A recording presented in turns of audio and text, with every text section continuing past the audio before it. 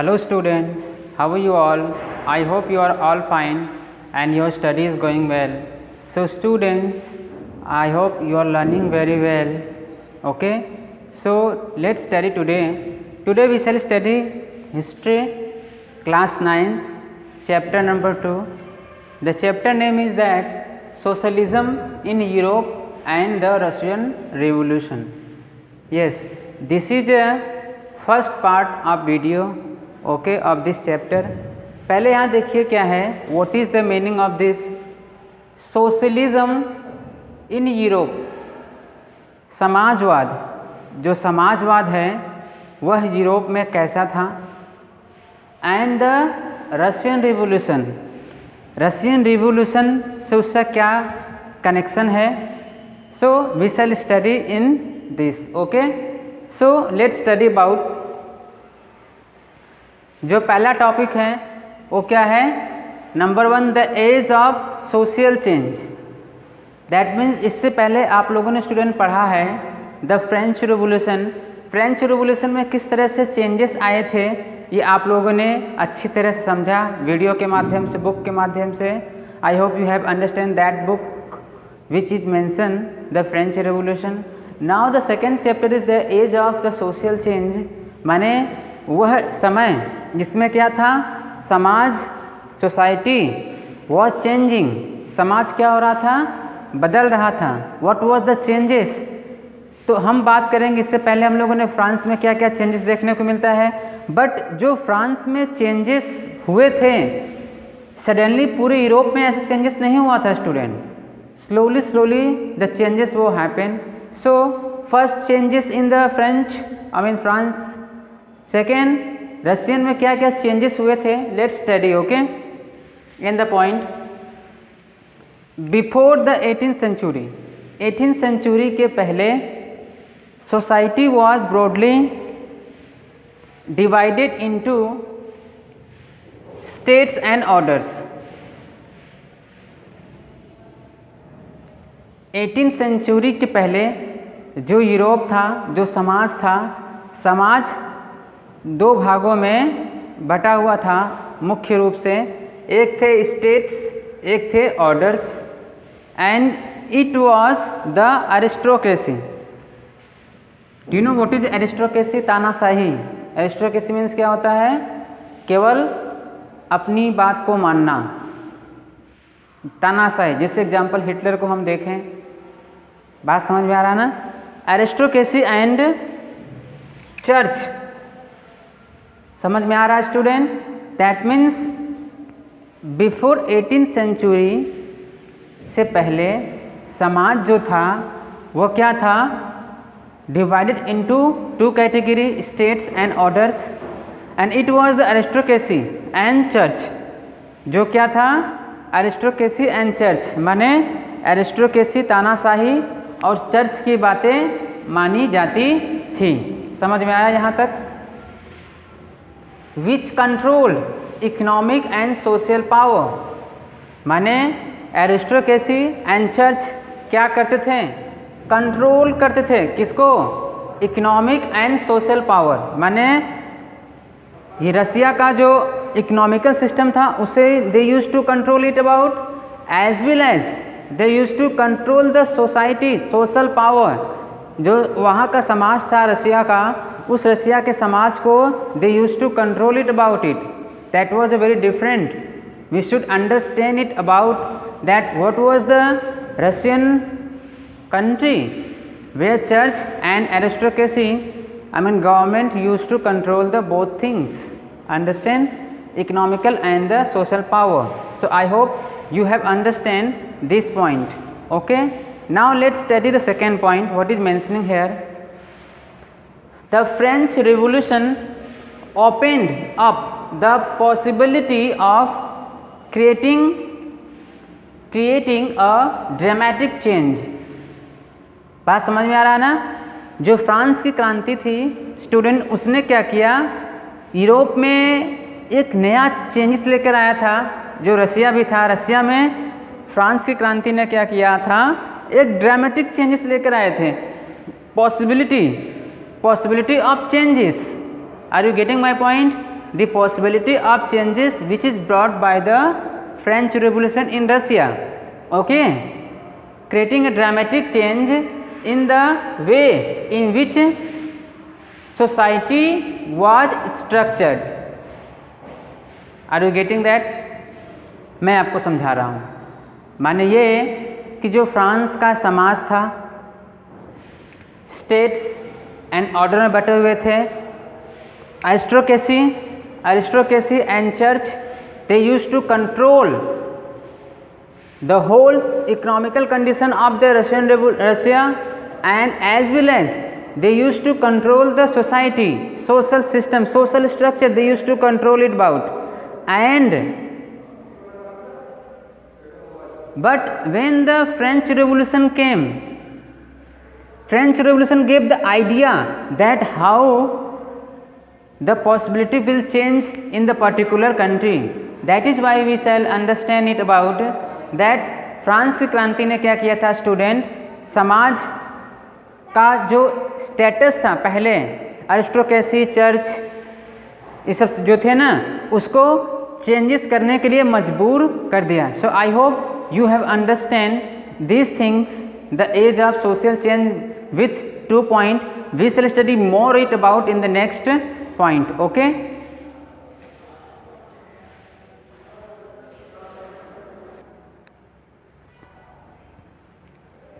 yes student.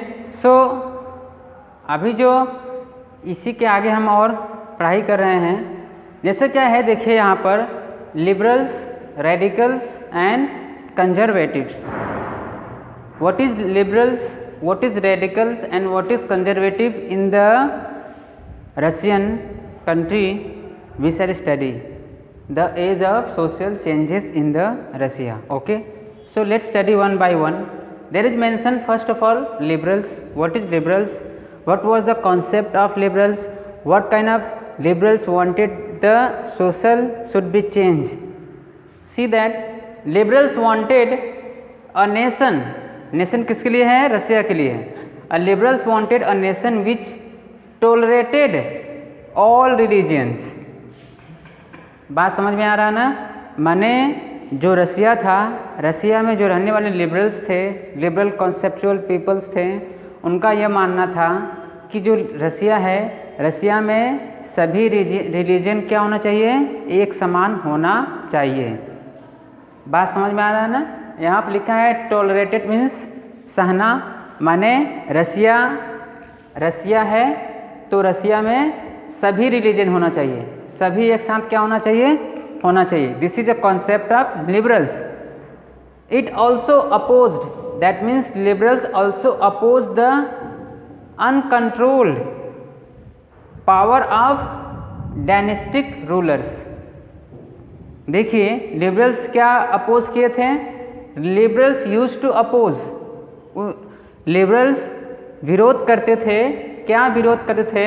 The uncontrolled power of dynastic rulers. Dynastic means वंशज, जो वंश दर वंश चले आ रहे हैं, चाहे राजा के अंदर एबिलिटी हो रूलिंग करने का या ना हो, प्रजा का ध्यान रखता हो कि ना रखता हो, इससे कोई मतलब नहीं है. राजा है तो उसका बड़ा पुत्र शासन करेगा, फिर उसके मरने के बाद उसका बड़ा पुत्र शासन करेगा. इसको बोलते हैं डायनेस्टिक, जो वंश दर वंश चला आ रहा है. तो यहाँ पे देखिए क्या है कि लिबरल्स इस चीज़ का अपोज करते थे. एक तरफ लिबरल्स बोलते थे कि जो रशिया है वहाँ पर जो समाज है, जो धर्म है, रिलीजन है, वो क्या होना चाहिए? सभी एक बराबर होना चाहिए. Okay, and they dynastic rulers को अपोज करते थे, विरोध करते थे. So I hope you have understand what was the liberals concept it about it. Okay, now let's study radicals. Radical का क्या कॉन्सेप्ट था students? Let's study about. Radicals wanted a nation in which government was based on the majority of a country's population. माने ये कि जो radicals थे उनका क्या विचार था? उनका विचार यह था, उनका कॉन्सेप्ट यह था कि जो राष्ट्र है रसिया जो है, वह रसिया में जो सरकार है, जिस सरकार की चल रही है, जो सरकार रूलिंग कर रही है, वह किसके ऊपर बेस्ड होना चाहिए? Based on the majority of the countries population. माने जो रशिया की गवर्नमेंट है, रेडिकल्स का मानना था जितना ज़्यादा व्यक्ति वोट देंगे, जितना ज़्यादा व्यक्ति सपोर्ट करेंगे, जिसके पक्ष में ज़्यादा वोट रहेंगे, जिसके पक्ष में ज़्यादा पीपल सपोर्ट करेंगे, वही गवर्नमेंट रसिया में होना चाहिए। समझ में आ रहा है ना? चलिए, क्या है? Many supported women's suffragette movement. Suffragette means क्या होता है? Vote for women. समझ में आ रहा है ना? वोट फॉर वुमेन, इसका माने ये होता है। तो यहाँ पर क्या था कि उनमें से जो रेडिकल्स थे वे बहुत लोग यूज टू सपोर्ट, क्या सपोर्ट करते थे? Women's vote. इसका माने यही है, देखिए स्टूडेंट, कि 18वीं सेंचुरी के पहले जो था रसिया, वहाँ पर विमेंस को वोट देने का कोई राइट नहीं था। विमेंस कुड नॉट क्या वोट नहीं दे सकती थी। लेकिन रशियन रेवोल्यूशन ने क्या किया था? जो सामाजिक चेंजेस था फ्रेंच रेवोल्यूशन ने, वह समाज में एक ट्रांसफॉर्मेशन लेकर आ रहा था कि नहीं, वुमेन्स का भी वोट होना चाहिए, not only for man also. So radicals का ये पॉइंट ऑफ व्यू था कि जिसके पक्ष में ज़्यादा वोट हो वही सरकार रूलिंग करेगी, नंबर 1। नंबर 2 क्या था? कि वुमेन्स का भी वोट होना चाहिए। So I hope you have understand 2 things, the liberals and the radicals, and last we shall study the conservatives. Okay,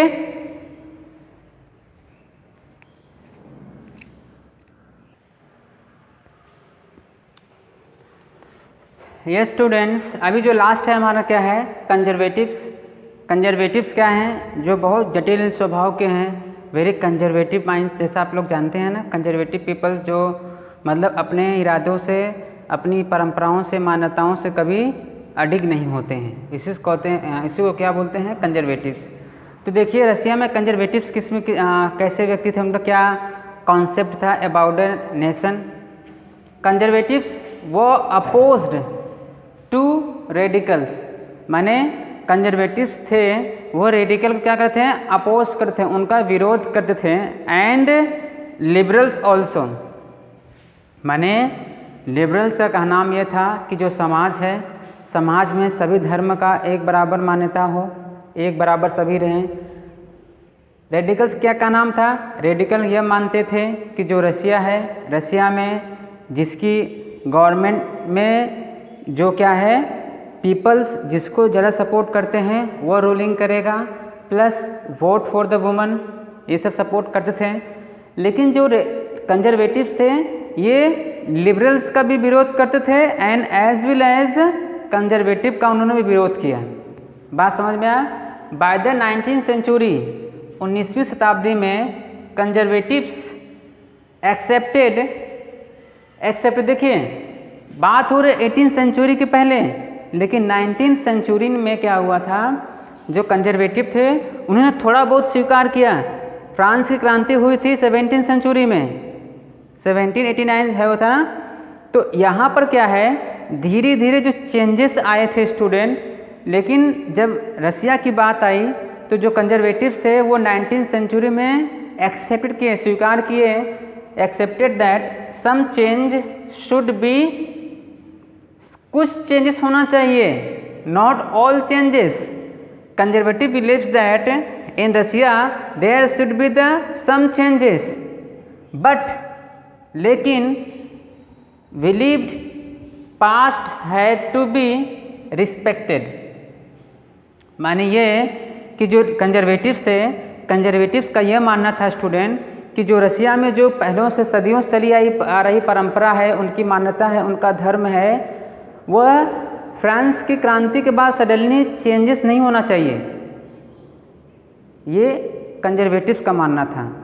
conservatives ये बिलीव करते थे कि 19वीं सेंचुरी के बाद चेंजेस हो, लेकिन थोड़ा बहुत चेंजेस हो, लेकिन उन्होंने शर्तें क्या रखी?